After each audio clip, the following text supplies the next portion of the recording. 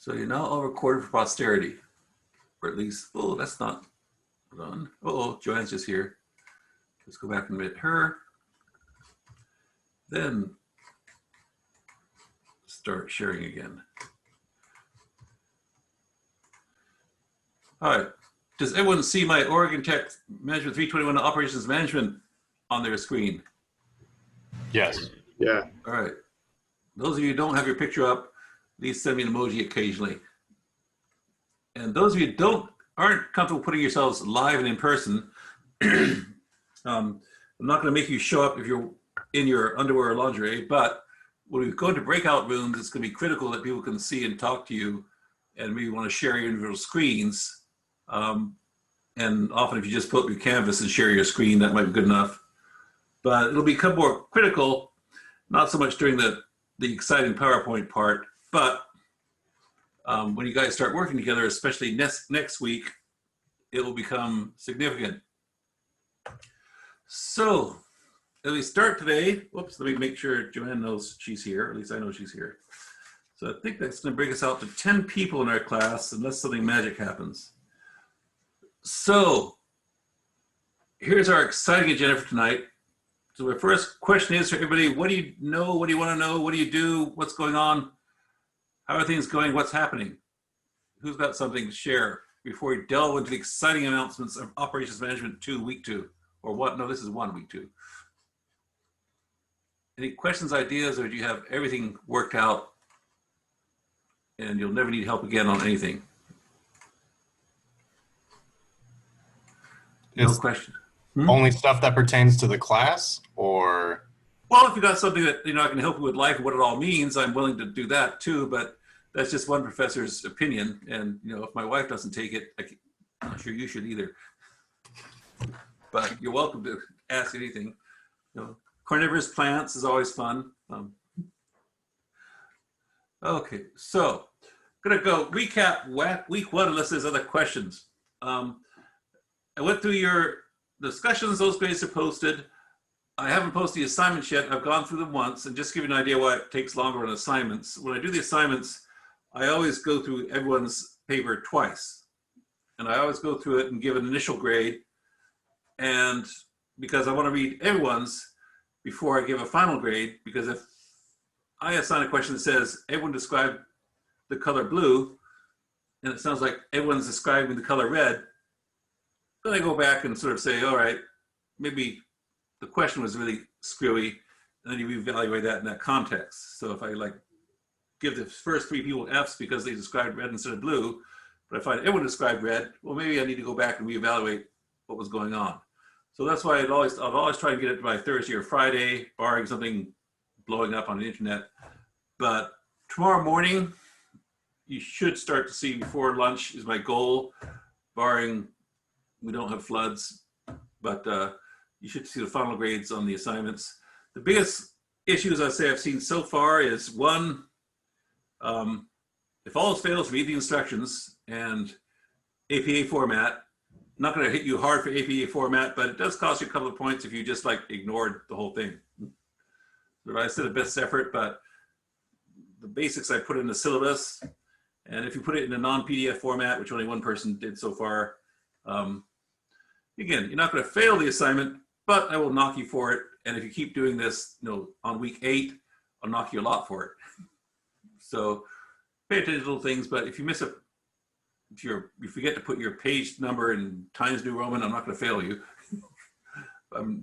As I said, page number is my pet peeve, so I'm happy to have page numbers at all. If you've got things like putting your name on the paper or a cover page, that's bad. I'm going to get more strict as we go on, but if you don't have the pride to put your name on your paper, I shouldn't feel the obligation to have to grade it. Because I print them off, that's why I ask PDF. I print off all your stuff in my tree-eating double-sided printer, and I read them in front of me wherever I go. Okay, so that's the main thing. APA will hit you a little bit, but it's not huge. If your biggest thing is people really did, I had a lot of people sort of did some bullet point type answers, but didn't say why. If you just sort of said, oh, they're an innovator, and that's it. I want to know why you thought they were an innovator. or something like that. If you just said, it's blue, well, why is it blue? So it's meant to be more than just a little more narrative, and that's where some people just write bullet point answers. Those are things that where people got hit the most for so far. Again, final grades will be done until I finish the last 6 papers I have to read for the second time tonight or tomorrow morning, and then look for grades to come out of those tomorrow. Otherwise, let's see. Most people, when I checked at noon today, had done their initial posting for this week. So any questions on last week in the recap? No. How many? Okay. So I was curious. Pardon? Oh, sorry. I was curious. Was it 1 or 2 replies in the discussion forum, and that's due by the end of the week, right? 2. 2. Reply to 2 things. And I say when I talk to them, email back and forth, and I said this last week. This week I stayed out of the forums deliberately. Often you'll find me chiming in to forums. And even replying to one of my replies is okay. If I suddenly chime in on one of your postings, don't feel you've done something wrong, you're being singled out or whatever it is. In fact, sometimes I'll chime in on someone who's posted early in the week so they can have something to reply to earlier. But if I comment on your posting, your replies, you're not being singled out, haven't done anything wrong. It's just sort of in a normal class, but we're live. When I break you out into groups during a live class, I'll be walking around the classroom, kibitzing in, making a comment here and there, and moving on. So if I comment on some discussion that you got going on online, don't feel like you're being singled out, you've done something wrong or bad. I just won't always do it. And if I comment on you 2 weeks in a row and someone else only once every other week, it's just whatever comes up when you posted last, what I saw that caught my eye. So there's no good or bad for me commenting. It's just it's what I would do if we had a live classroom. So 2 of those, let's see. So tonight's PowerPoints is on 4 and 5, and I'm actually going to go through some definitions, and there's a reason why the discussion group focused on some of the key definitions. Last week was a very definitional, dry PowerPoint lecture, and to me, chapter 1 or 2 tend to be fairly dry definitional chapters. 4 and 5 are a little less dry, but still very definitional. And we're going to use these terms going forward. So it's important you understand them. And so I'm going to go over a little bit more pedantically some of the writing stuff than I would normally do. Next week, when we hit chapter 6, I'm going to do less worry about definitions other than a couple of slides on flowcharts. And we're going to really jump into problems next week because we start entering into calculation problems and flow processes and that. So next week we'll have a lot more breaking out into problems and stuff for the lecture part, in addition to the final sort of breakout groups on the discussions. But you will have questions that you have to answer. So when you go through chapter 6 for next week, go through those examples in the book carefully, because you're going to be doing some of those or analogous things in class in breakout groups and coming up with a solution together. And I can guarantee you there will be an analogous question or 2 or 3 so far, on the midterm on these types of things. And we'll go into more details on that later. But the type of stuff we talked in chapter 6 from a calculation, when you talk about throughputs and number of times in different stations is what you call, you'll be breaking out and working on things. So make sure you read through those examples carefully. I'll be working the examples in the books. Then I'll be breaking out into groups to work on other types of examples together, so that you won't have an excuse to say, no, we've never seen this before in midterm. I'm going to make you work through some of these types of things next week in smaller groups. Okay, so any questions on that coming up? Okay, so 4 and 5, process selection and service process design. These 2 chapters are basically 2 sides of the same coin, a service industry approach and a traditional manufacturing system approach. And as chapters 1 and 2 went into, that there tends to be a lot of gray in these types of things nowadays on how process selection from traditional manufacturing. We don't have a world where you just have Henry Ford with his assembly line doing only cars every 18 seconds. And on the other hand, what it means to be a service also gets a little gray. But these chapters are trying to set up certain criteria that you need to watch for as you go through in the real world on how to approach certain process revampings, designs, critiques, consultations. And again, very few organizations use only one. And that's the key thing, is think of in terms of how we're going to do for our particular situation. So product flow, and this is more the traditional, in chapter 4, the traditional approach of old time manufacturing. So they talk about these 5 types of product flow. Those of you who submitted your discussion already would have read these, because you were asked in your discussion to pick one of these and talk about it in terms of the discussion question. Again, these bleed into each other a bit. So if you ever find something to say, can't really fit it in one or the other, the fact that you recognize you can't fit it in one or the other means you've learned something, because you got to understand which pieces of each you can do to add up for what your particular situation is.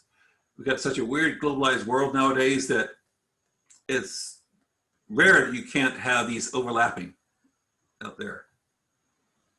Well, you okay, Joanne? Did you fall over? Okay. Oh, no worries. I say that because I actually had a student once whose camera actually went to the ceiling, and they're having medical episodes. So I asked, you suddenly like show a blank wall, I may ask you like, are you okay? Seriously, she was okay eventually. But so continuous process. This is, and they use examples like sugar plants and that type of thing. They standardize and automate it. But when they talk about standardized and automated, they mean that the end product does not vary. Now, even a modern manufacturing plant for vehicles, even your standard Ford Mustang varies somewhat as it's coming out because the interspersed colors and that. The continuous process is best associated with the either modern high volume things like sugar or some sort of produce type of thing, bread grains, things like that. In the old days of Henry Ford, it might have been considered that old Model T that was produced, everyone exactly the same. That could have been called a continuous process when you couldn't even have a color change involved. There's no generally customization involved. So that's when they say when it says flexibility is limited, generally speaking, and treat these as generalizations, you can always come up with that minute example that will be contradicted somehow. As a generalism, there's no flexibility. Customer can't say, I want my grains 2 microns wider than what C&H does. And high volumes, again, commodity products. Who knows what I mean when we talk about commodities? Okay, commodities are generally those types of things, you'll see them in commodity trades. They're large volume things. Have you ever see that old movie with Dan Aykroyd and Eddie Murphy, Trading Places? Okay, well, if you're old like me, you saw it. They worried about this way of scamming orange juice as a commodity. You trade in commodities, but large volume things you use every day: milk, grains, sugar, orange juice, things like that are usually high volume. And because there's so differentiation across the board of different manufacturers, low cost tends to be that order winner. And think about this in terms of chapter 2, where you talk about innovator, those types of terms. Low cost is what they're doing because there's not much differentiation. As soon as you do introduce a differentiation, then you have to evaluate it separately. I was out grocery shopping today, and there were two, and actually came to mind because of today's lecture, there were 2 types of sugar on the packets. One was a standard version, and one was organic. As soon as you introduce a consumer-oriented differentiation, this similarity of commodity, they may be both sugar, they may be both produced hugely, but you've introduced a consumer-oriented, and keep that in the back of your mind because we're always going to come back to the consumer, differentiation. So you can't necessarily compare the organic sugar, be produced in this method, to the plain old-fashioned C&H sugar. Excuse me.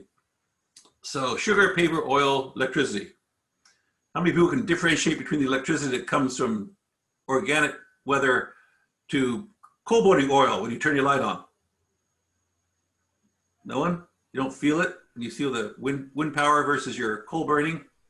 I know there's an option to pay more for green energy. Can you feel it though, as a No. consumer?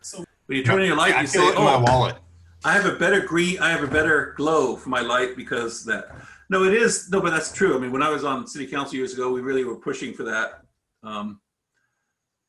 Is there a differentiation from the consumer standpoint? No, it is one of those handshake things. Piggy swear is coming from clean energy. I've never been able to explain to me how you understand once it enters the grid where it's coming from, but we hope they're doing good things to us. So think about that in continuous process, something that's going to go start to finish, very automated once it enters the process and comes out in a very high volume, sort of non-differentiation as far as end product. Assembly line. Now think about this as the bottom of that little diagram has the old-fashioned Model T, any color you want as long as it's black. Linear sequence of operations. This was the great innovation attributed to Henry Ford. We actually have things coming along. If really truth be told, there were some guys in Germany that were sort of doing this a little bit more, but Henry Ford really, it may not be fair to say he invented the assembly line, but he certainly brought it to new heights, new levels, and perfected it as much as it could have been at the time. So the assembly line they talk about, and this is one of the similar things that can have to the previous continuous example, large capital investment. If you're going to make an assembly line, it takes money to buy a building, buy the equipment, put it in place, and get it functioning. It's not something you do at assembly line to build Model Ts in your back garage. So it is very efficient, high volume. As I say, I think the peak time Henry Ford was producing a Model T start to finish in 18 seconds at one point. But low flexibility. Again, that any color you want as long as it's black. You had no differentiation amongst products.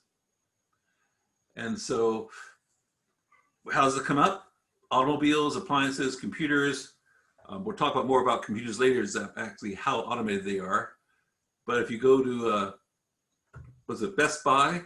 I was thinking about this class when I was going to Best Buy for some other speakers. They have a bunch of off-the-shelf computers there you can buy as their set. Everyone's the same. On the other hand, we'll talk about how Dell and Lenovo have certain procedures where you can get customization. So when you talk about these examples of products, computers can be very detailed in assembly line with no customization. There are also assembly line versions we'll talk about in a bit that have a degree of customization. And these are meant for you, and we put these as definitions of continuous processing assembly line. In the back of your mind, you got to start thinking, what's that old Cool Hand Luke thing? You got to get your mind right in terms of how these little terms impact the design of processes you're going to put in place. And that's where I go through all these. So discrete products, yes, these are good examples, but how you make autos at Ford isn't the same way you make autos at Bentley, which do them basically one at a time. So think about these as general guidelines because they will affect how you assume certain things in designing processes, which comes up next week. Batch flow. Batches are lots. Flow is a unit from one work center to another. So batch flow means that we now have distinct processing entities that go from one place to another. These are autonomous work centers. And this is basically contrast the previous two examples where they might have, where it sort of everything flows in a long line. This has sections where this section does this part, this section does another part, but you have distincts goes to this section before you can go to another section. It's not automatically instantaneous flow the way continuous or assembly line are.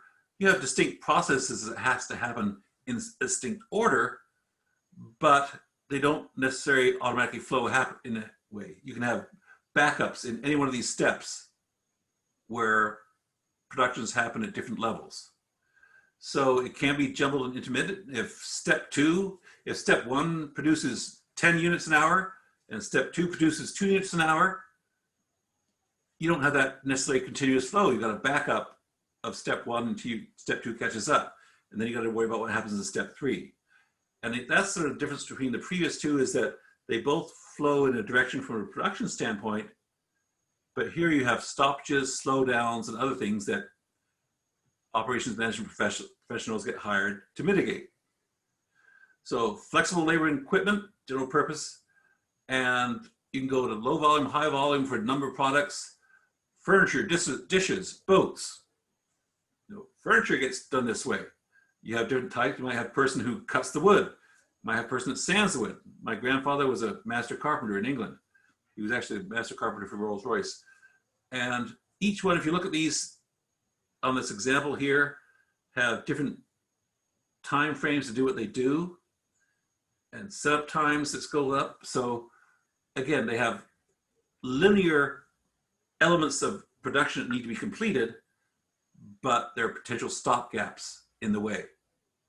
And that's the big difference between batch flows.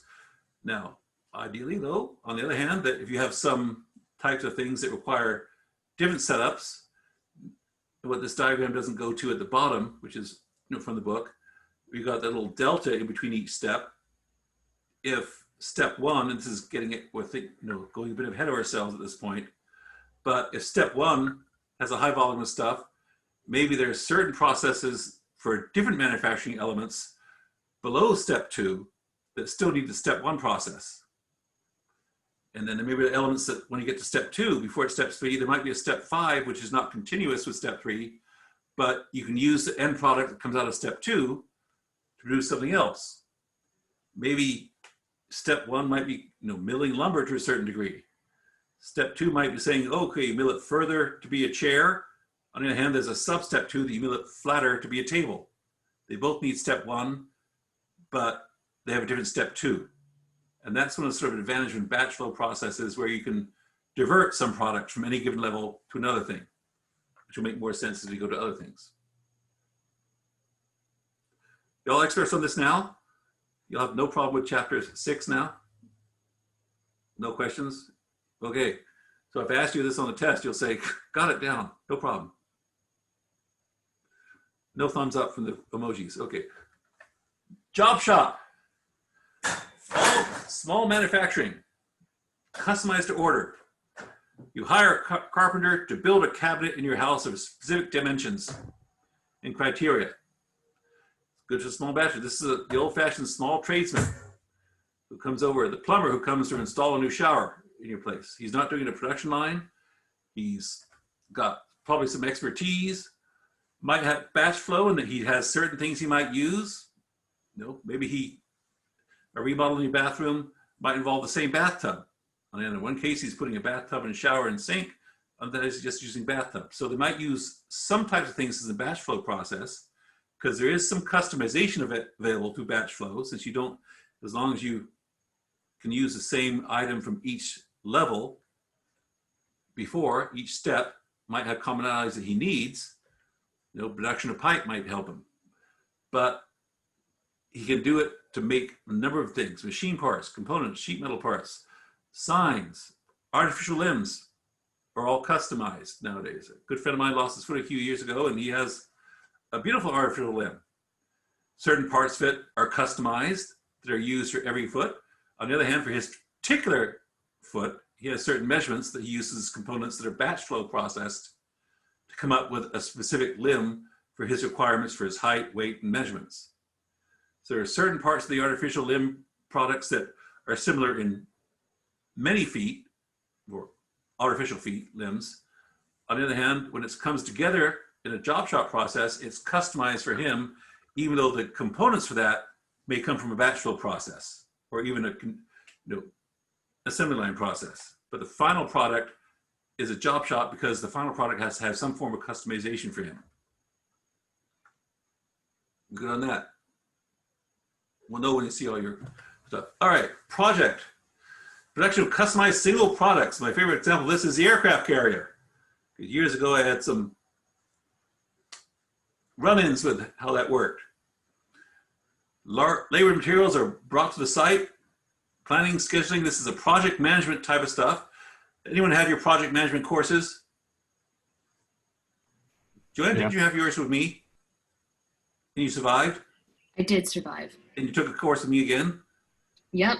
Well, Next term. no one trusts your judgment. So just kidding. So, but this is a typical, if you have a project management course, this is the type of thing that you're doing in project management. And those of you who haven't had your project management course yet, whether you have me or someone else, so I always say, everyone assumes that anyone with an IT degree of any sort is good at project management. So, highly skilled, flexible labor, unique, one-of-a-kind products. How many people have seen aircraft carriers just run off that production line? They're made one at a time, large dollars, billions. And so, you know, we don't run bridges off production lines. So that's the type of thing on a project basis. All right, those are the big 5 things you need, and those terms we're going to use throughout this course. So even though you've read them already for your initial postings, but I wanted to sort of go over them again because these are not just, you know, fun textbook terms. You'll use these terms in industry when you're out there and discuss them back and forth as an approach to operations management. So it's important you understand these not to pass this course, but when you're out in the real world and it comes up and you say, oh, I remember what that means.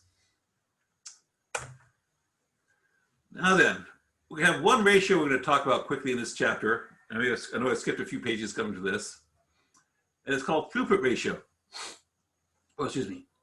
And this is going to come up again. So basically, it's efficiency. Now, different benchmarks are out there. You can spend some time on Google if you're really bored on Saturday night, doing industry-related throughput ratios about how quickly different industries on different types of manufacturing processes do their throughput ratios. And basically, it's the total processing job for the job by the total time in operations. I mean, how many times was it involved in this process of manufacturing compared to how many times we actually did something with it while it was in there. Now, the old Model T, lungs of black, Henry Ford from 100 years ago, it was almost 100. As soon as they got the first thing on the line, it went through 18 seconds. There was very little lag time in an 18-second production process. So their throughput ratio was almost 100%. Now, why this becomes important is because due to industry standards, your efficiency in any given job may be judged by industry standards on, well, your throughput ratio is only 85%. I've got this standard I got out of the Wall Street Journal, which says you should be at least 92%. What's wrong with you? Or you could be hired to say, look, industry standard says this, and you'll be compared to it. So it's a little esoteric at this time on how you view this. Typically, a throughput ratio is actually done by manual observation. You go out there, and we have been involved in this, where you get people out there with clipboards and stopwatches and say, okay, this widget entered the product line at this point, and they measure the stopwatch. They know what time it entered on the clock. They can see what time this piece ended, and then they do a stopwatch with how many minutes something was actually done to it while in this manufacturing process versus how many times it sat there without much being done. And you'll physically measure it, and we'll judge processes in operations management by these measurements compared to other industry standards. I'm not a huge process, should we say benchmark person. When you get to the chapter on range charts and Shewhart charts, that's where my passion is, but it's still a very standard industry way of measuring your efficiency. I will caveat say it's not always fair, not always right, but it is the way it is. So understand this is a term. The calculations are fairly simple. They're intensive to create, because it usually takes a clipboard and a stopwatch. But be aware of this from a term, because you'll hear it all the time in throughput ratio about how long it takes to get a product through the process of creation. Any questions on this? Because it's a term you'll hear all the time, sometimes misused. Cool. Brian, Nathan, Dallas, I can't see your face, so I'm assuming no thumbs up, we're good. Cool, Dallas. Thank you, Dallas. Thanks for playing. Okay. Process efficiency. I've got a video that I hope will work to go just a little bit more, and we'll see if this works this time. And let me know as soon as you hear it play. It should play now. Today we're going to be talking about bandwidth versus throughput. Anybody hear that? All right. Work. Throughput. And I'm pretty sure we all know what bandwidth is, right? Be aware of your students' reactions when introducing new terminology. This may be a key indicator of their level of understanding. It helps to introduce ideas in a unique way to help the students understand the concept. Remember that students may be totally unfamiliar with the topic at hand. Bandwidth refers to how fast a device can send data over a single cable. Because we all learn in different ways, there isn't one example that works for everyone. Now that we've looked at bandwidth, let's examine a unique way of introducing throughput and how it relates to bandwidth. Here you see a busy highway. In optimum conditions, cars can use all the lanes and move along at full speed. In this case, the highway is bandwidth, showing how fast the cars can potentially move along. In this example, you see fewer cars on the highway. The cars, or bits of data, represent throughput. Throughput refers to how many hits are actually transferred between two computers. Comparing two contrasting ideas supports better understanding. Ask students to compare and contrast throughput versus bandwidth and see what they come up with.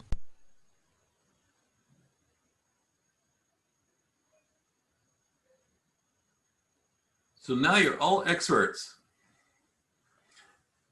But I like that because this is actually a tutorial. It's actually tongue-in-cheek when it says it looks like a tutorial about how to teach students. But this is a great video because it gives an example of what most people get confused, and I see this all the time. Bandwidth is what you can do. Throughput is what you are doing. Don't get them confused. And that's really the bottom line is. You have a theoretical capacity, but throughput is what you are doing. Think about it in those terms. The book doesn't go through it in those terms, but I think that's a great way of thinking about it. All right, order fulfillment. Made to stock, made to order, assembled to order. And again, these abbreviations are industry standards. So if you're out there, you may hear them. These types of things that I said before, that there are some things we talk about in textbooks that are like nice how we can classify things, and there are things that are used in the actual real world. And this is both. And the idea about this, when we go through order fulfillment, is to talk about, when we look at how we're going to produce things, in those 5 measures we just looked through, those 5 types, going from continuous to project,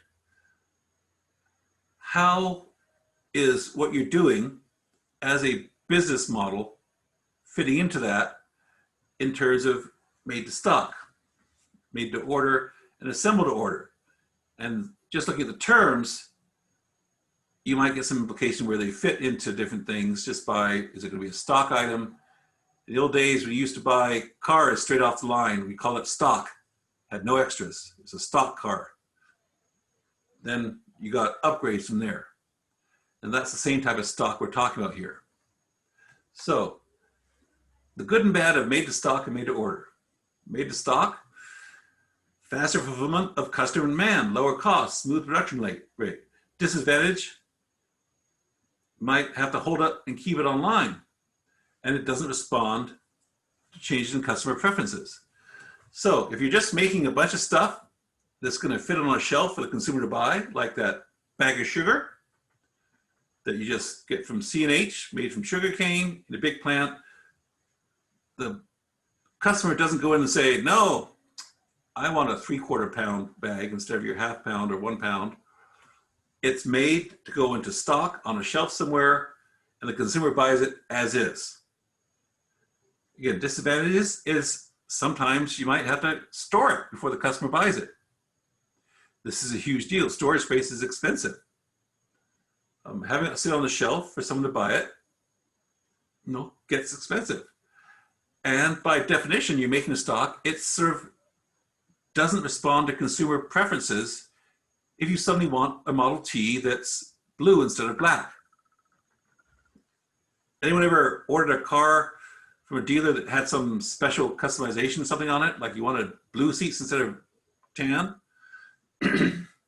Years ago, like in the 70s, my folks did that with the car. And because I can't remember, it was one of the cars, they had these horrible red seats, and my mother just could put up with red seats. Well, cars and red seats were pushed out, that was the standard. But they did have a one that would come out with cream colored seats. But we had to wait several weeks till the assembly line came through with a car that was cream colored instead of red. In the old days, nowadays McDonald's is pretty good about it, but if you want to see everyone come to a halt at McDonald's, when I grew up, I had my cheeseburgers all plain. Didn't want any ketchup, lettuce, anything on it. And as a kid, we went to McDonald's and we said we wanted a cheeseburger plain. Oh, you look like I just shot the clerk dead. It was like, okay, they stopped. It got a special ticket on it. It went back, and we had to wait to one side. When their production line came through, they had to come out with an exception, get a patty and a cheese and put it on. Now today they're doing pretty well. They sort of basically semi-customized. They've changed how they do their stuff from assembly line process to a slight batch process. They still have assembly line, but they have room for certain customization. But as a kid, oh my Lord, ordering a plain cheeseburger was really difficult. It took time. We had to wait to one side. And we got a special ticket saying, wait here. You went to the drive-through, you had to always go to that side spot over the sun to wait for it. So McDonald's in its old days was made to stock. Did anyone ever know of a place called Hot and Now in the 90s? It was a franchise that failed in the Northwest. And one of my old bosses actually did the site for them, or sort of came up with the site management where you would put them. They decided in the business model, and think about those terms in chapter 1 and this, that people's biggest concern was speed in getting their food. And so if you went through in the mid-90s to a Hot Now, you ordered a cheeseburger, you got ketchup, mustard, pickles, and whatever they put on it. They had no customization possible. And if you asked for it, they would say, we can't do it. Now they did this just to the point where McDonald's in the early 90s, Burger King, Wendy's, who was the first one, everyone remember those? Oh, actually, that's a great commercial to put up there. You used to have Burger King would say, had the songs, hold the pickles, hold the lettuce, special orders, don't upset us. Aaron's heard that. Well, this is a direct result of that. And they were critiquing themselves against McDonald's. They were being innovative. Oh my goodness, what an interesting term. Compared to McDonald's, that you could change. They set up a production line so you could actually have a cheeseburger with certain things off of it. Wendy's has already been doing this. Wendy's, you always had to wait longer. And they always said you might wait longer, but it's better food. They had an advertising campaign for that. So when Hot Now came out, they were doing a made-to-stock establishment on their business model when the rest of the world was going to a sort of made-to-order version where, okay, higher flexibility to the customer, no finished goods in inventory. So this gets kind of almost that, you'll hear that just-in-time inventory. McDonald's now has it set up where they don't have fully assembled burgers in those big heat, sensors out there, those heat lamps, where they used to. You had cheeseburgers stacked up, just being heated up. But they have all the elements in place.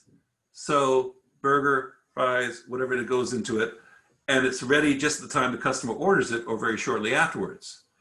And that's where McDonald's and these other fast foods have gone to more of a made to order, where a generation ago, they're all made to stock. And if you wanted something different, you had to wait for it.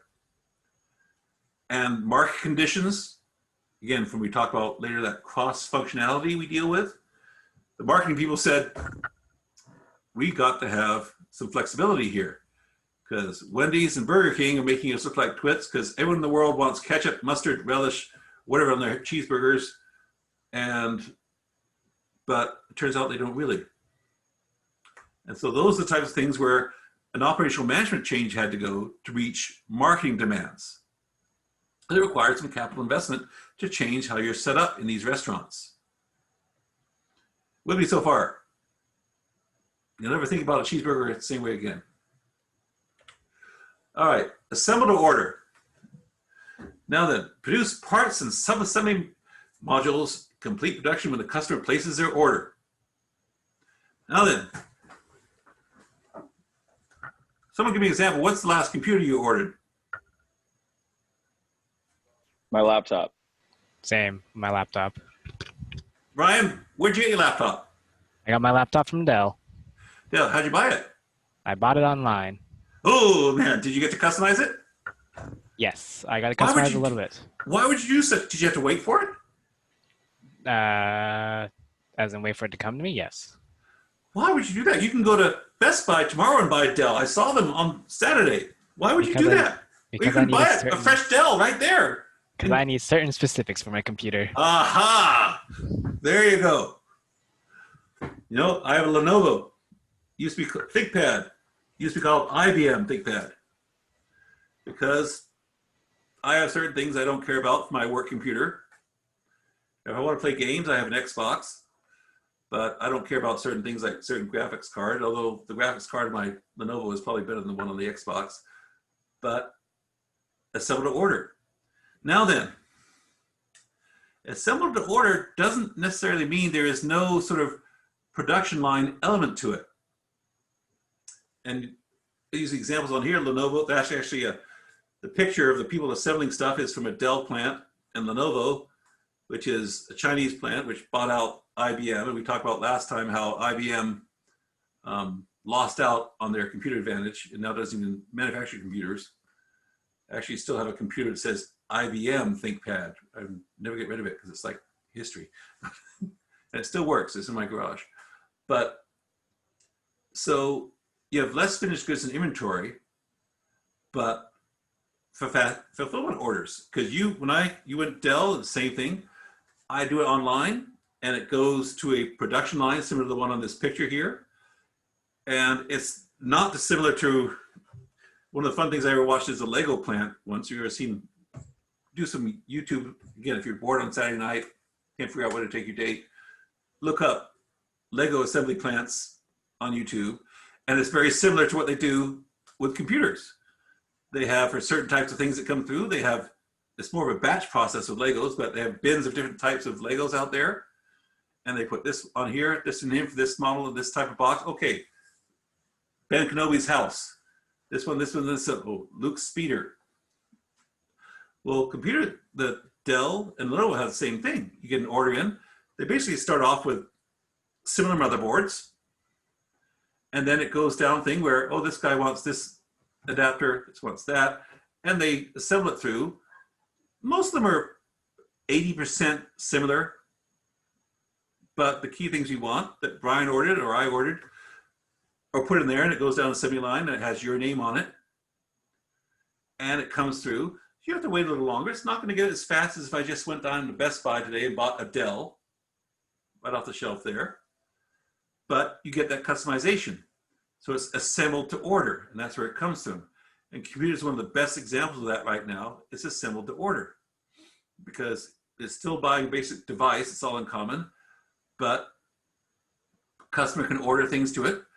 But the key thing here is that the same assembly order here that produces that Dell in Best Buy is what's used to create your custom one, because your marketing people will come up and say, you know, we got this many people going to buy this type of stuff, because I hate to say it, but if we're in IT or teaching or students, you have certain elements you might not care about compared to the average house husband at home.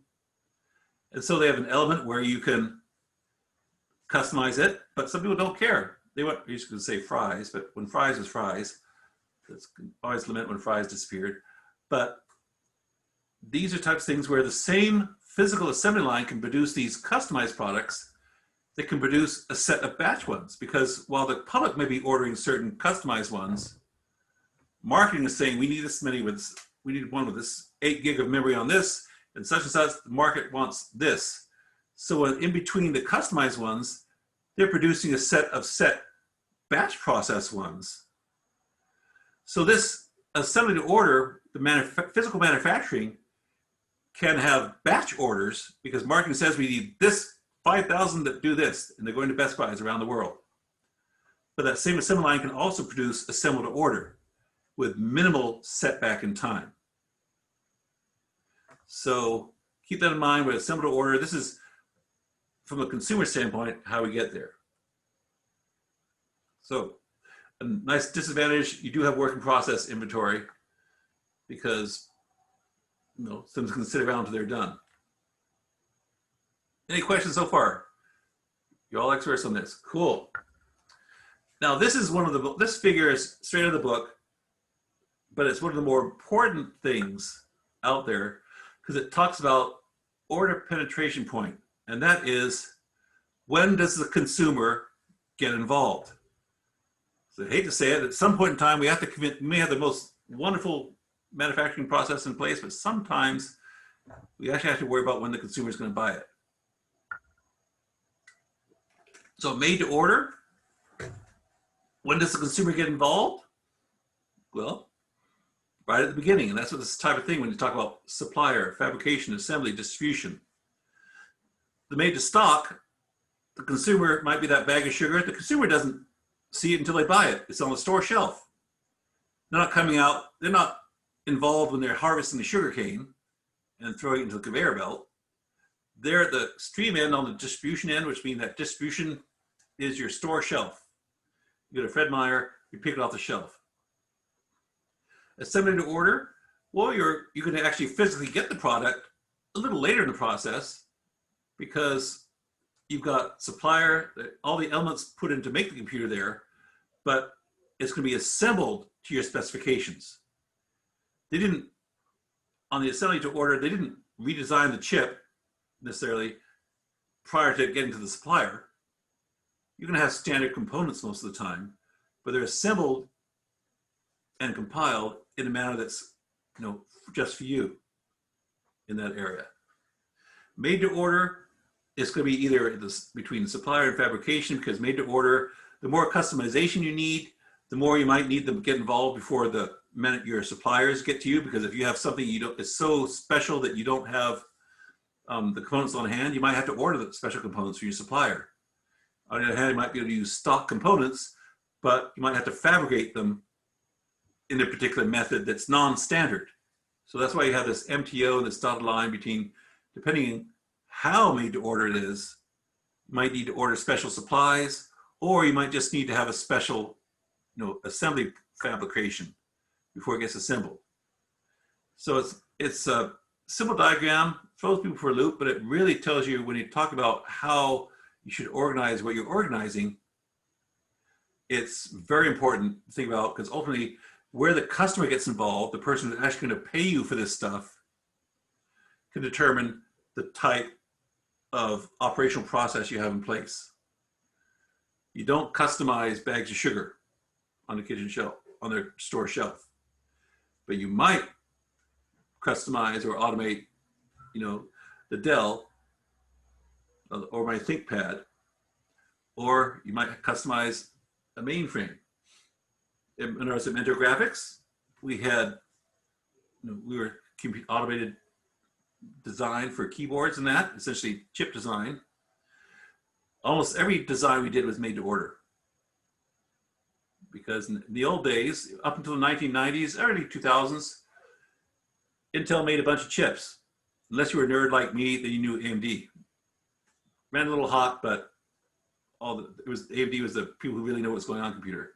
The same chip that went into your computer, your little IBM, was the same chip went into your cell phone. You had stock components from your supplier. Nowadays, we organize, and we'll talk about this a little bit later on car manufacturing, but you custom design the actual chips that go into whatever. And I'll talk about that a little bit later, but the average one, last time I thought about the average Corvette had 72 microprocessors involved in it. What the layman would call computers. So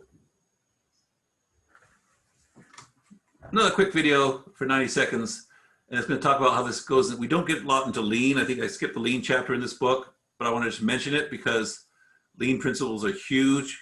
And if anyone ever, show me show your hands, who's heard of lean or thumbs up?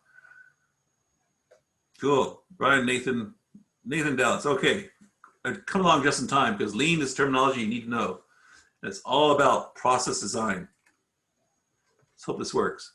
Let's say your business is doing well and you're thinking of expanding. That's great, but it's also the riskiest time for your business. In fact, many businesses don't survive the transition. Should you throw money at the problem by investing in new equipment or hiring more people? Should you make your staff work more overtime? Your answers to questions like these can make or break your business. And that's where Lean comes in. Lean is a philosophy about delivering value from your customer's perspective, eliminating waste, and continuously improving your processes. Lean can radically change the way you do business. Lean management is based on 4 principles. The first principle is pull. Rather than producing as much as possible, customer demand pulls goods or services through the manufacturing process. This minimizes overproduction, inventory, and ultimately working capital. The second is one-piece flow. Focusing on one single piece at a time minimizes work in progress, process interruptions, lead and waiting time, while increasing quality and flexibility. The third is tact. It's the heartbeat of a lean system. It's how fast you need to manufacture a product to meet customer demand. Tact allows us to balance work content, achieve a continuous flow, and respond flexibly to changes in the marketplace. And the fourth is zero defects. Mistakes happen, but a lean company doesn't pass on defects. Mistakes from previous steps must be fixed before going on. Combined with a robust continuous improvement process, the 4 principles of lean management will help your company stay ahead of the competition in a constantly changing marketplace. So, if you're ready to begin your lean journey, contact us today. Let us show you how lean can bring out the best in your business. Let's say your business is doing well and you're thinking of expanding. Okay. So you're all experts on lean now, but you should have recognized certain topics. They talk about how processors are flowing. How much there was talks about how much customization would be involved in that. So, and that's when you get into lean, and lean is almost an overused term. If you've heard of lean, you've heard of Six Sigma. And Lean Six Sigma, which we'll deal with when we talk about process charts and things like that, almost used like they're one thing. Lean Six Sigma. Almost every organization I deal with always swears they're a lean organization. Very few actually are, but it's a great way to advertise yourself as a competent company. So as you decide what selection process, you make decisions about what characteristics, how it's going to be produced, when it's going to be produced. And remember that pull they talk about in lean is what the customer is going to want. Is it going to be like Brian and myself who or pulling because we want a particular type of computer? Or is it going to be a generic customer who just wants that sugar off the shelf with that bag of flour? Where is that customer going to pull it from? Where do they interact? Is there a customization? So that's when we talk about when to use these two. And continuous process, assembly line, batch flow, job shop, and product, all those processes relate to these types of things. What are the market conditions? And that's ultimately the biggest thing when we talk about, again, cross-functional dynamics keeps coming up over and over, and we'll never leave that. You hear about the cross-functionality that we had in chapter 1 and chapter 4 and 5, 1 and 2 and 4 and 5. We're never going to leave that. Because marketing will tell you what you might need to produce, whether it be all black Model Ts or customized computers, or 60% stock computers and 40% customized. How do you set up your processes in that regard? How much money you got? Capital requirements is basically a fancy way of saying how much stuff do you need to make it and where you can get the money from. You need a giant assembly plant? Do you need to just create a contract with someone in China who will create it for you? Or do you do it in your backyard or your garage? Apple started in a garage. Didn't last that long. Now it has a big manufacturing area. Availability and cost of labor. This is a big thing right now because in the United States, we have a huge shortage of skilled labor, meaning people who are trained carpenters, machinists, welders. We're a very short supply of those things in this country. Whereas in other countries, in what they call developing economies, in the old days, you used to call third world. That's now considered derogatory. So old textbooks say third world countries, but nowadays you call it developing economies. Same thing in old textbooks or old articles. But, if you put your plant somewhere, do you have people that can physically do the stuff where you're located? Then technology options. What can you do? Do you need a high-tech assembly line? What does technology fit into this? Technology, just like large plants, technology can be expensive, just like large physical plants can be expected. So all these things come into how are you going to do this? And what can you do? And that's one of the things where they talk about how organizations fail in that lean video.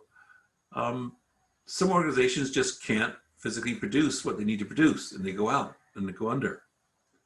So as we get to process control in chapter 9, don't quote me on that, get mixed up. They changed the chapters around a couple of editions ago. But when they talk about how you can measure whether your organization can actually do this, even if you say it should do this, can it do this? That's a big part of operations management. This may be what your customer wants because marketing has said this was happening, but you may not be able to physically do it with the organizational components that you have on hand. So cross-functional, as you said, marketing. They want fast response to consumer demand. Well, you may not be set. You might be an assembly line process that really, anytime a customer wants a set of beige seats instead of red seats, it really gums up the works. On the other hand, the finance may say, if you want to have something other than red seats, it's going to cost us. We need to now have a storage place for red seats and white seats because you only had one place they went before. And can you find skilled workers? It's a huge thing right now, where you find skilled workers. And data requirements and accounting. Accounting involves in setting up performance measures. Actually, that's really more of a business intelligence, but I'm not going to bandy words with the author of the book. You have the term business intelligence, which normally measures how you're doing what you do as you're doing it. So all these things need to work to be in sync, because you may have the perfect way of operationally setting it up, but finance says, no, you don't have enough money. So what do you do next? Marketing may say, no, no one really wants red seats anyway. The accounting says, we don't know whether you're doing a good job or not. So all these things in these departments really work together. And I would say one of the biggest failures of companies in general is that these organization elements don't work together nicely. One of the last jobs I had in healthcare was at Regents. And I was hired to be the liaison between IT and finance because they just didn't play nicely together. Finance people didn't know what IT people needed, and I had an IT background and a finance background. Finance was just wondering, why are they always complaining about all these things when we just want a new server put in so we can run this customized claim system? By definition, these organizations didn't work well together, IT and finance. So they had to have a person called me basically sit in every meeting and interpret like a person, speaking Mandarin to half American, half Chinese audience. Because these don't work together. And as you go through your management courses, I think most of you have had a management course or equivalent to it. So the biggest problem is getting these areas that tend to be siloed, and we talked about this in chapters 1 and 2, working together. So supply chain. from TED Talks on how they figured out a different way of doing a supply chain in Australia.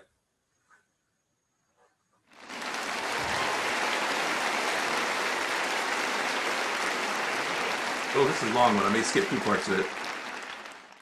It's 2008. I'm living the dream. Standing in our multi-million-dollar home on Waiheke Island, looking out over the city skyline, I put my arms around Catherine and say, my wife, and say, honey, we finally made it. After years of entrepreneurial hustling and scraping, we finally hit the big time. My business partners and I were importing frozen pastries from a European multinational and selling them through supermarkets around Australia. After 2 years, we just cracked $10 million sales, and we just also cracked our first $1 million month. Life was good, and there was plenty of blue sky ahead. Sitting one morning, sipping my latte, reading the local paper, I saw an ad for a presentation about the World Food Forum that had just been convened in Rome. I thought, I'm in food. I might meet someone there, expand our business into New Zealand. I'll go along. What hadn't occurred to me was that the World Food Forum was actually a gathering of delegates from governments all around the world to address the global food crisis that we were in the grip of.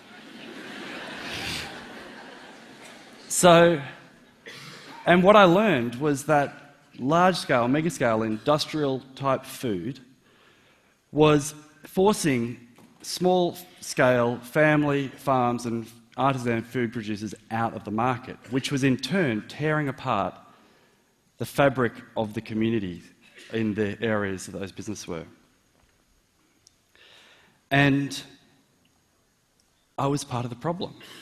And sitting in that room, I felt like a fox amongst the hounds. I didn't know what to do. But I went home and I'm like, but what am I going to do? Like, what am I meant to do? I'm earning a living here. I've got a family to feed. I've got a big rent to pay. I can't. What would you do? And then something happened, unexpected, that made it crystal clear. The 2008 global financial crisis hit. Boom. The Australian dollar plummets against the euro, and we're paying in euros. So our business goes from making great profits to making terrible losses overnight. And the more sales we make, the more money we lose. We call an emergency board meeting. And one of the options put on the table is, look, let's just stop trading until things even out a bit, till we can renegotiate our prices with our supermarkets and the like. And in that moment, I thought, wow, we're only one of hundreds of food importers around the country, and I bet they're all having the same meeting about the same time. And I wonder if they're putting that option on their table. And I wonder what the supermarket shelves would look like after just a few weeks if all the businesses like us would just say, just stop that for a little while, that food coming in. And in that moment, it became blindingly obvious how vital our local food growers and local food producers are. And then I had an idea. What if we could take the smarts, the technology, and all the systems to solve the complex long-distance supply chain and pair that with the short-distance advantage of local food? Maybe we could cut enough fat out of the supply chain to make local food viable again. So, with the bunch of awesome people, a lot of awesome people, we started Ubi, which is a completely new kind of business model designed to revive local food. Look, there's more people who have helped out than the names up there, but this is a great effort, team effort. Ubi is basically like an online farmers market. It's probably the easiest way to explain it. Or an online local food buyers club. You can buy from a variety of local vendors, growers and artisan producers, and local commercial food producers as well, and have them all delivered onto your doorstep in a single box. The hypothesis for the business model was that by pairing the high-tech supply chain solution with a short distance advantage of local food, we could make local food as affordable and convenient as industrial food. And plus, with the trend away from the shopping experience of going into store and buying your food, and more back to the old-fashioned way of having your food delivered to your doorstep, because local food doesn't have all the retail infrastructure and all this rent and everything to pay, it might actually be far enough behind to be ahead. So here's how it would work. You order your food on ubi.org. The growers basically pick to order, then deliver the food to the Ubi hub, and then it's packed and delivered to your door, all in one fluid motion. Okay? And the secret sauce of the Ubi model basically comes down to the supply chain. So a traditional supply chain, the grower grows the food, then sells it and transports it to the wholesaler. The wholesaler then holds onto the food until it sells it and transports it to the retailer. The retailer then holds onto the food until you transport yourself to the retailer, pick the food up and transport the food back home. In that scenario, around 70% of the value of the food is actually supply chain cost. And the grower is getting about a third, if it's just fresh food, the grower is getting about a third of the value, which is only really just enough to scrape by. International supply chains, on the other hand, are more like 5 or more links, where over 80% of the value of the food is actually supply chain costs. And the original grower or producer is getting less than 1/5 of the retail value. And only large operations can really afford those margins. Whereas with the same day 2-link supply chain that we were thinking about, the grower would be able to get half of the retail value, and the customer wouldn't have to pay any more than they'd normally pay. Because we could pretty much cut out up to 30% of the cost of the supply chain. So everyone's better off. So, great theory, but would it actually work? Well, like the crazy entrepreneurs we are, we just jumped in and started doing it.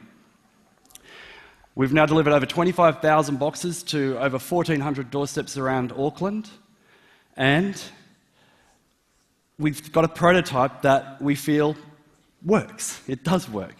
And in the last 18 months, we've been tracking our prices, and we've been on par with the supermarket and retail prices, their in-store sticker prices, and our prices are delivered to your door. So when you take into account that the product's delivered to your door, you're actually making a bit of a saving. And everyone's getting paid above market rates. We do sometimes supplement our boxes from the markets when it suits the growers, but we always buy direct as often as possible. And it's great for our growers. Bill and Marilyn had been trying to keep their business alive for a long time, and the roadside stall was great, but it really didn't scratch the surface. Going to the farmers markets is really good, and it meant losing their weekends, and if they didn't sell enough food, they had a lot of waste left over.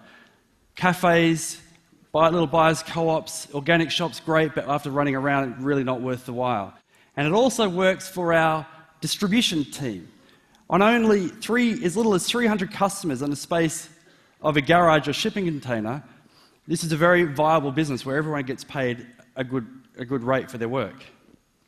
Today, this is our customer spread around Auckland, and we've just delivered our first box. I'm going to pause it there because this is something that's been happening locally, not due to the economic crisis, but basically in general because there is a huge market influence for locally made goods. And what these people did in Australia is a great example. They did it because of necessity, because basically their international supply chain was potentially drying up. The traditional way of getting it through multiple layers of infrastructure and distribution channel, and they looked locally and found out where they could do it. Now this is being compounded. This is where marketing and the customer pull is coming in Oregon very highly, and so is Seattle, of how do we source locally? Everyone wants local stuff, local growers, local that. And so this is a great way where they look at their supply chain, where things are coming from, and it requires one of those rethinking, as I say, you get your mind right and say, okay, what do we really need to do? And they had a supply chain that was working just fine, but was potentially interrupted. They turned it into a new business model by saying, wow, here's normal costs of the people that incur before it gets to us, and said, okay, how can we use local people to diminish the number of people involved before it gets to us and take those costs and send them back to the actual producer, the farmer, in order to come up with something that's marketing wise far more appealing to the consumer, but also does not change the delivery cost to that consumer. And that's a huge issue right now, because cost is still, especially in this current climate we're in, is a huge issue. But they managed to do this by altering their supply chain model. And it still has a basically sort of made to order feel to it, if you will. Now, it's not made to order in the sense that they're making the farmers say, I need you to grow 4 potatoes by morning. But they have the regular produce they're producing locally, which is available, and distributing that through a supply chain alternative to traditional international markets. So it's a brilliant example about how to do it on a different supply chain and basically come up with and save themselves with other alternatives. And this is as operations management needs to think about these things all the time, because it's not just the global crisis of 10 years ago they were talking about that, but we actually have a pull, remember that pull from the consumer we talked about in that lean video, saying we want locally grown stuff.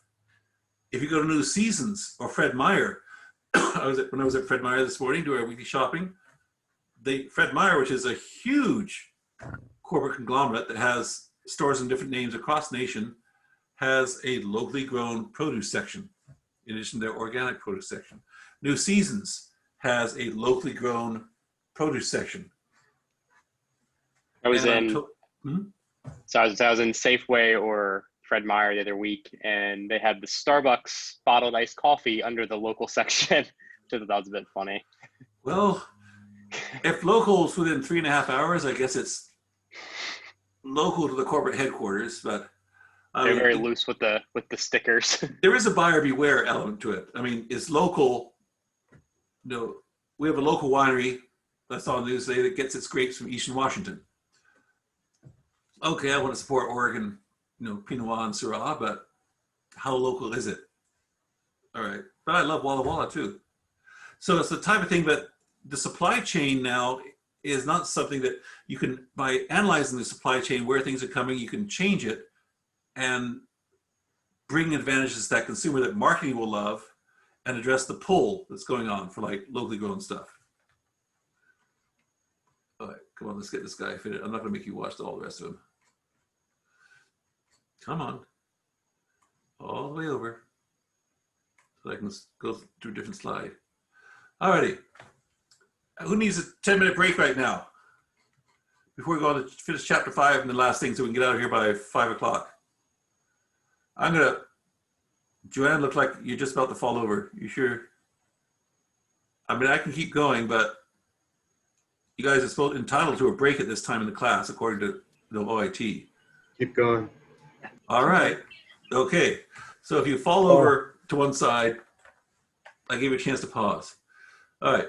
So service process design. This is essentially chapter 5. We're doing the same thing we did in chapter 4, but providing a service orientation to it. Excuse me. And a lot of things are going to seem the same, so there's fewer slides involved. So service. Don't get hung up on this definitional aspect of what a service is. As I talked about last week, people debated in the 90s for ages about, is software a service or a product? The context of understanding what the service or product is how you have to apply operational management concepts to it. So when they talk about intangibility of the offering, well, as I said before, in the old days, I used to get a set of 3.5s, or I'm old enough to know that in 97 I had 5.25s for my Microsoft Office.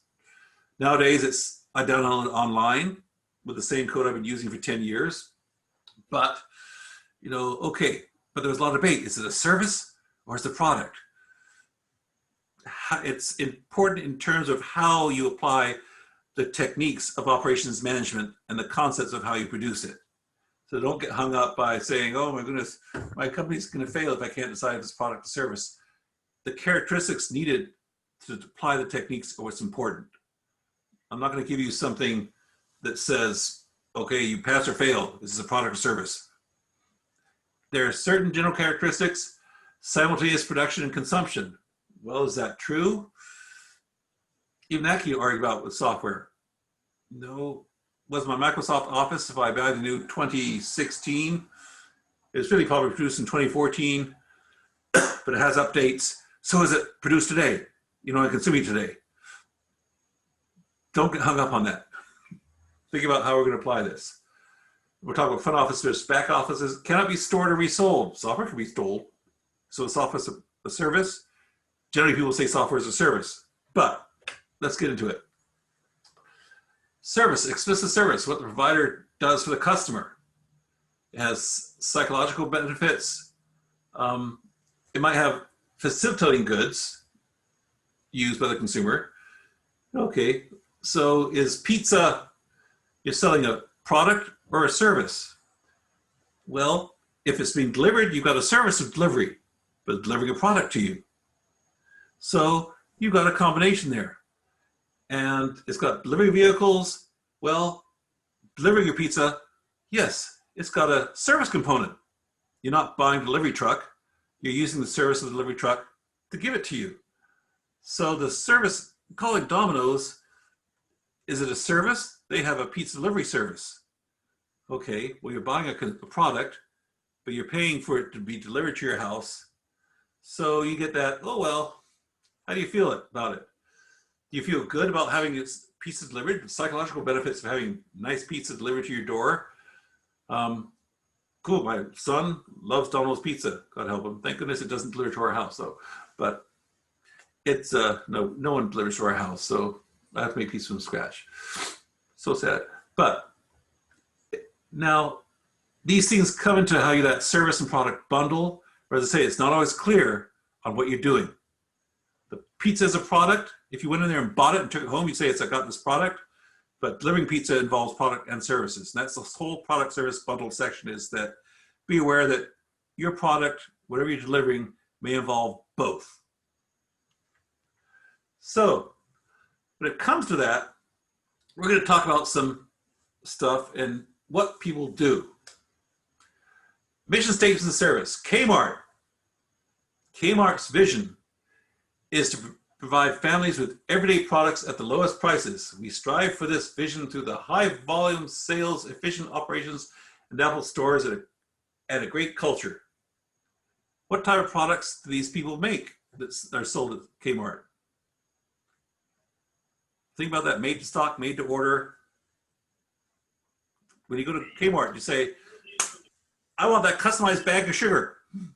It's made to All stock. made to stock. It's a made to stock area. What are they trying to do to get their customer? Think about chapter 1 and 2 terminology. They're getting the customer to buy it. Low cost. Low cost is their angle. That's where they're coming in to get the customer. That's how they get the cost. And that's in their mantra here. It doesn't say, I'm going to give you the most wonderful bag of sugar ever on earth. They're a cost competitor in terms of chapters 1 and 2. Okay, now let's look at Nordstrom's. In our store or online, whatever new opportunities arise, Nordstrom works relentlessly to consumers' most compelling shopping experience possible. It's a shopping experience. Have they said anything about stuff yet? They're offering a shopping experience. The one constant, John W. Nordstrom's founding philosophy, offer the customer the best possible, what? Service. Service! Yeah. Selection, quality, and value. How's that contrast to Kmart? Is Kmart offering you a service? Kmart didn't even talk about customer service. Exactly. That's not their mission statement. No, they've had problems financially for years, but you've hit it exactly. Nordstrom's, however, and this is where people go to Nordstrom's, they cite why they go to Nordstrom's for the service. You might pay an extra 25% for those shoes, But the two places that people cite the most, who wants to come up? When you talk about a place, who's been somewhere where you get great customer service, you go there just because of great customer service? Nordstrom's one of the two places that always get mentioned. Anyone have somewhere else to go? Anyone take their car somewhere for good customer service? Oh, no one's playing. Les Schwab is the one that gets mentioned most often. Nordstrom's and Les Schwab, because they bandy their, I didn't put Les Schwab in here because I didn't want to overheat with PowerPoints, but they pride themselves on the service level they deliver. Yes, is Les Schwab delivering new tires? So does Costco. But Les Schwab and Nordstrom's provide the service experiences, what they're selling their product on. And that's the mantra they push through, as this mission statement shows. The biggest thing to say, they give up there, what is Nordstrom selling? A shopping experience. Now, ultimately, are you getting stuff from Nordstrom's? Yeah, you're getting stuff, just like at Kmart, you're getting stuff. But the difference in how they do this operationally is the big difference. And everyone here work at Nordstrom's? Sometimes I get someone who worked at Nordstrom's. But Nordstrom's people are empowered with decision-making capabilities to resolve certain customer complaints. They are given, depending where you work, you're given thresholds of expenditures of items you can do to meet that customer experience. Another place that gets mentioned, looking at what's the mall, is like Williams-Sonoma. The cooking store. Love Williams-Sonoma. If I had all the money in the world, my kitchen would look like Williams-Sonoma. But it's a more expensive store like Nordstrom is, but they have people in there that are trained, know their stuff. When I price the ice cream maker at Meyer and Frank versus the ice cream maker I get at Williams-Sonoma, same one is more expensive at Williams-Sonoma. But if you want someone who's going to take you through the purchasing of the ice cream maker experience, it's a service orientation to a product production. And so you have to have a way of accommodating for that in your operations management. And part of that is decision-making and trained employees. The person at Kmart may not be as highly trained as the person at Nordstrom's, because the person at Nordstrom's is expected to deliver a higher level of service, a higher understanding of their product. And so that's the mantra of how they do it. And it shows in their mission statements. There's nothing wrong with this statement, but it's the philosophy the companies are undertaking in that service orientation to delivering a commodity. The book also talks about failure, service, and recovery. This is another great thing at Nordstrom's. While the people are empowered far more to handle problems than other organizations are. Something goes wrong, what do you do? Surveys have shown over and over that people are willing to forgive bad service experiences if the people make it right, as opposed to someone just saying, ugh, isn't that too bad? Well, you're lucky we didn't charge you for the fly. But it's been reinforced over and over in surveys that how you deal with oopses in the workplace. So operationally, when you set up process flows, and we'll think about this will become important as you look at flow charting next week. How do you set up something that someone has a way of, your employees have a way of addressing these operational issues if something comes up? How do you resolve it? Where in the product flow and delivery of service does it involve? Because most restaurants are often viewed as service oriented. Maybe not when you go to McDonald's. You're looking for the great service there, where you get food and consistency. On the other hand, if you go to, what's a fancy restaurant downtown Portland? Never go there anymore. Multnomah Whiskey Library. Go to Multnomah Whiskey Library, you expect everything to be done there perfectly. Anyone know the Multnomah Whiskey Library? Oh, been there. My wife got me a gift subscription years ago. So, but when it comes to service failure, service recovery, this is part of the operations in a service area. You need to account in your flow chart of operations on how you deal with service interruptions or service failures. Again, next week we get into flow charting. When you have to map these things out, it makes more sense. You with me so far? I'm going through this quickly because I don't want people to collapse. I'm trying to get you out of here by 5. So I also put one more last in here for California Closet. Anyone know what California Closet does? California Closet companies. Andy knows who they come in and they look at your closet. Pardon? They make closets. Yeah. No, they don't. They are rooted in their commitment to offering a quality custom storage solutions. Now, do they come in and physically put a new closet setup organization in your place? Yes. They're not selling you the laminate covered particle board. They are selling you as their service that involves, again, like we talked about that, service physical quality thing a few slides ago. They are offering you a physical product, but the mainstay of their organization is a service orientation. They are offering you a solution. They're coming in there.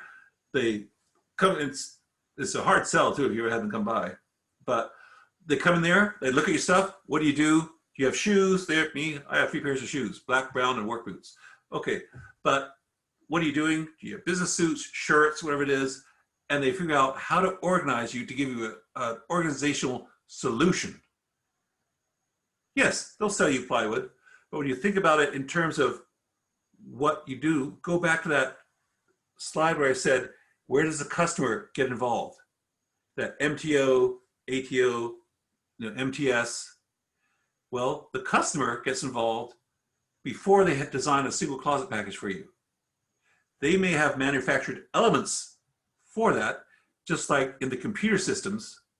They may have the motherboards already manufactured and coming in at a regular interval that their marketing says they will sell, but they're selling a service.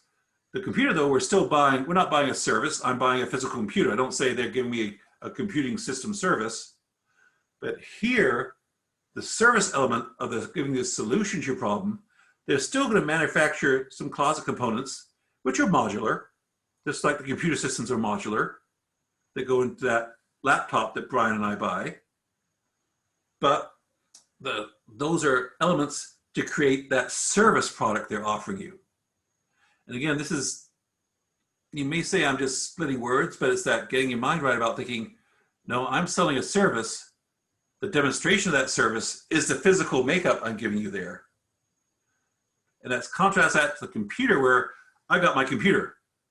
I'm not buying a service from Lenovo. I'm buying a physical object, even though the actual final object may be constructed physically at the same point in time. But I'm buying the quality of life I get from this customized storage solution. And that's the product they're selling, even though it's a physical manifestation. But again, it's just the production item, the physical element is analogous to the customized computer. But when I buy the computer, I'm not buying a service, I'm buying that physical motherboard with stuff stuck on top. Compared to this, where I'm going to have the peace of mind and solution is what I'm buying. Is that too word twisty? Does it make sense to anyone? No. Some people are going side to side, some people are saying yes, but but again, it comes down to what I said at the very beginning. The context of what you're selling is more important than the statutory definition they give at the very beginning of the chapter. H&R Block, customer service, mission statements and service. Here's something you don't get sent. Unless you count the physical copy of your tax return, you get nothing.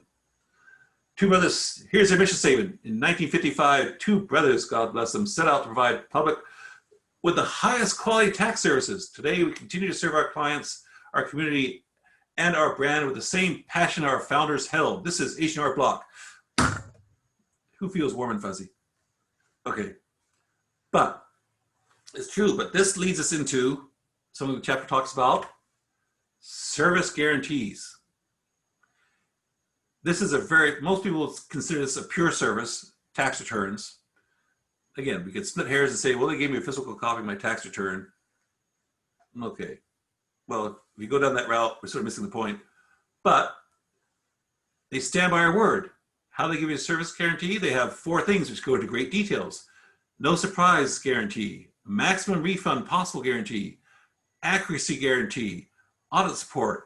This gets down into that, what we're going to do if something goes wrong again. And how you can deal with these needs to be accounted for in your operational flow of where you're going to get a customer in to out and what happens if something goes wrong. So these aren't just words, so that your customer will come back if something gets screwed up. Again, H&R Blocks is part of their maximum refund guarantee. If they make a mistake, they'll give you the difference. Now then, full disclosure, H&R Block did get in some trouble recently because someone was suing them because they said they weren't doing as good a job as all guarantees they should. So I'm not selling this to you as an advertisement for H&R Block, but as an example of how someone presents themselves to the public. So, all in this. Now then, jumping ahead a couple of pages in the chapter, since we only got like 2 pages less in the PowerPoints, this is where you all can say, oh. All right, well, customer contact. Extent of interaction between service provider and customer. Now then, the more time you waste talking to customers who want us to do things for them, the less efficient your organization gets. Now, it sounds a bit facetious when I say that, but lower customer contact, you can standardize stuff.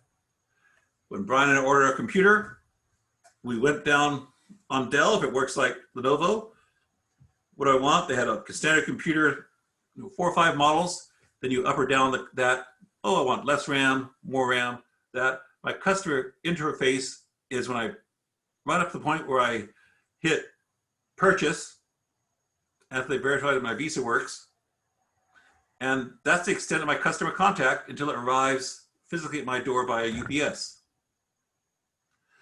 On the other hand, if I'm going to talk to them 4 or 5 times throughout the process, well, that's slow. Oh, no, I really meant 16 gigabytes, not 12. Well, halfway through the production process, if I still interact with that, it slows things down and creates inefficiencies.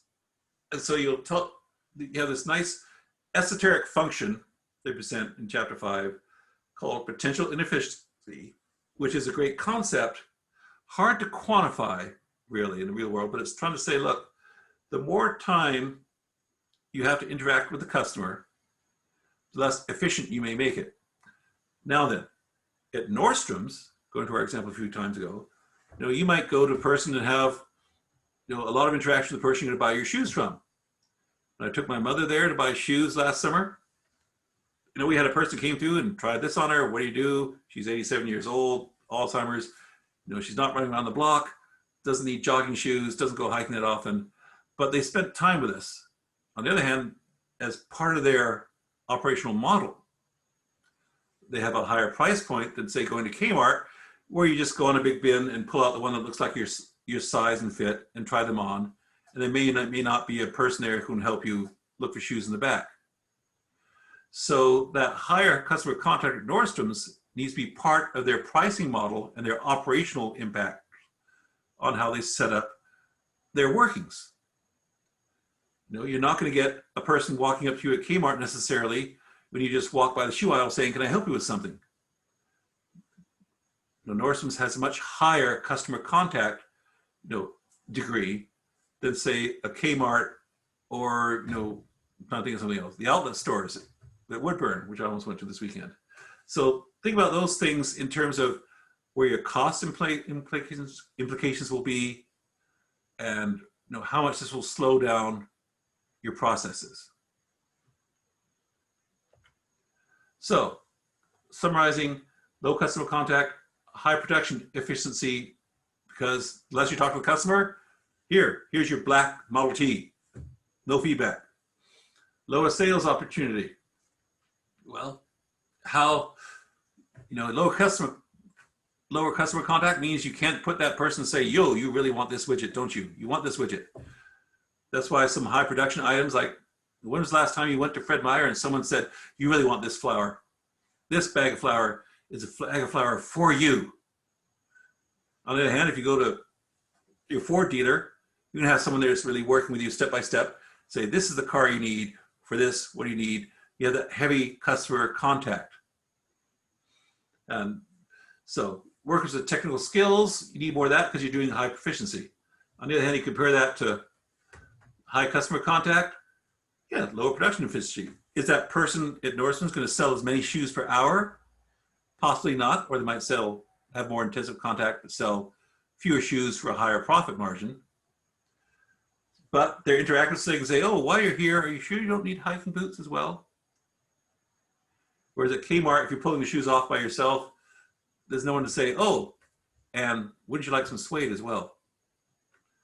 So there's less of that interaction, and it's a trade-off. And these elements have to be accounted for in your operational mix about how. So when you go down there, Kmart or where I went to Fred Meyer, bought shoes for my son. I didn't talk to a sales clerk until I bought them. Went to a shoe size, knew what color he liked. He said, Dad, those are one. All the cool guys have that. He's 8 years old, so there's no arguing with it. But okay, I saw one contact, and that's when I paid for them. Now, were there occasionally salespeople around helping some people? Yeah, but it wasn't intensive the way it is in Nordstrom, where you just look at a pair of shoes and someone's saying, hi, do you like that? So my contact was at point of sales. So there's no one there that said, don't you need this also as well? Or directing me to that expertise. So workers with diagnostic skills, more flexible, personable. That's what Nordstrom's in the old days, it used to be like hiring at Disney or an airline pilot or airline attendant. They really work through, just are you that sales type person, not just can you add up something. So there is a higher threshold of that customer service. You don't necessarily need something if you're just buying a piece of flour off the shelf. And that's the whole point of these customer contacts, because the more customer contacts, the more you need to account for that in your operational design. All right, they talk about globalization and outsourcing in the book. I bring this up because these two terms get mixed up. Outsourcing can be offshoring, but not all outsourcing is offshoring. Outsourcing means you're going to find someone else, basically a subcontractor, if you want to call it that, to do activities that you can figure could be more efficient or cheaper, whether it be time-wise, cost-wise, how are you going to do it? You can outsource it. Offshoring is a form of outsourcing that means we've gone to a foreign country with workers. Last week I used the examples of tax returns, which I have no H&R Block does use people in India to fill out a lot of the tax returns that are done and reviewed by domestic professionals by law. So outsourcing and offshoring, just be aware of the dynamic. Offshoring is outsourcing, but not all outsourcing is offshoring. With me? Okay. So break. This is a formal break time. Anyone need a quick break to go to the bathroom or something before we break out in the breakout rooms? We got 4:40. We can end by 5 really good, but I don't want to think I'm holding you here like a cruel stepfather, make you not get away. You are entitled to have breaks and relax. Okay. If I don't have someone object soon, I'm going to keep going. Keep going. Alrighty. So at this point, I'm going to pause the recording